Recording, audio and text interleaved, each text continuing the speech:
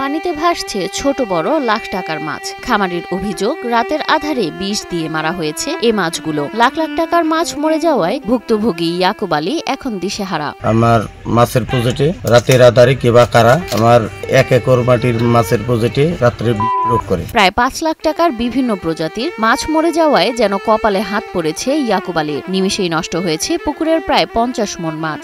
আমার 5 থেকে 6 লক্ষ টাকা, আনুমানিক 40 থেকে 50 মণ মাছ আমার ক্ষতি সাধন করে। লালমনিরহাটের কালীগঞ্জ উপজেলায় দুর্বৃত্তদের বিষ প্রয়োগের ফলে 5 লাখ টাকার মাছ নিধনের অভিযোগ উঠেছে। গত 21 জুলাই উপজেলার গোরল ইউনিয়নের পণ্ডিতপাড়া এলাকায় 1 একর জমির মাছের প্রজেক্টে বিষ দেওয়া হয়।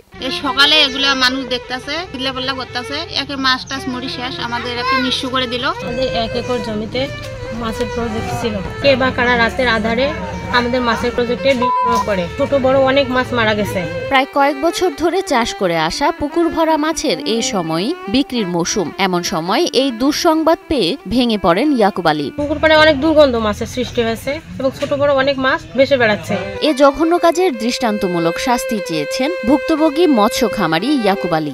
আমরা দেখছি এটা তো মানুষের কর্ম নয়, এটা যে জানোয়ারে করছে তার বিচারের জন্য সূক্ষ্ম বিচার করা চাই। ক্ষতি যে করেছে, যারা করেছে, আমি কালীগঞ্জ থানায় একটি অভিযোগ দিব এবং প্রশাসনের কাছে এটা সুষ্ঠু তদন্ত এবং নিরপেক্ষ তদন্ত করে আমি এটার বিচার চাই।